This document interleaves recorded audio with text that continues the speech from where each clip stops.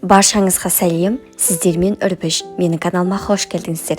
Бүгін каналымызда дәмді, тәтті, бірақ қантсыз өте пайдалы шырын дайындайтын боламыз. Қантсыз тәтті болуының себебін сіздерге видео барысында түсіндіретін боламын. Ал сіздер соңына дейін көріп, каналыма тіркелуді ұмытпаңыз.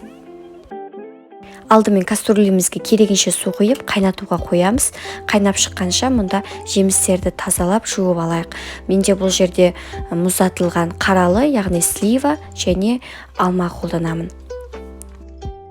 Жақсылап жуып тазалап аламыз. Мен 2-3 қайтара жуып аламын. Және алманың ортасындағы дәндерін алып тастаймын, бірақ сыртындағы қабығын ашымаймын. Осы күйінде бір алманың өзін 5-6 бөлікке бөліп саламыз. Бізде дайын болды. Суымыз да қайнап шықты. Суға осы күйінде барлық жемістердің барлығын бірге саламыз. Ақырындап қауіпсіздік ережесін сақтаңыздар, қолдарыңыз күйіп қалмасын. Енді қайнағанын күтеміз. Толықтай осылай қайнап, тарсылдап қайнап жатқан кезде жақсылап шырыны шығу үшін, өзінің дәмі шығу үшін, түсі шығу үшін 4-5 минуттай тура осылай қайнатамыз. Кішкене орташа отқа қойсаңыздар болады. Сонымен қатар плейлистеде напитки бөліміне кірсеңіз, ол жерде де неше түрлі компоттардың жасалу жолын көрсеткенмін. Сухофруктиден қалай компот жасаймыз, ол туралы да көрсеңіздер болады. Төменде сілтемесін тастап қойдым. Енді толықтай жылығаны немесе суығаны күтеміз.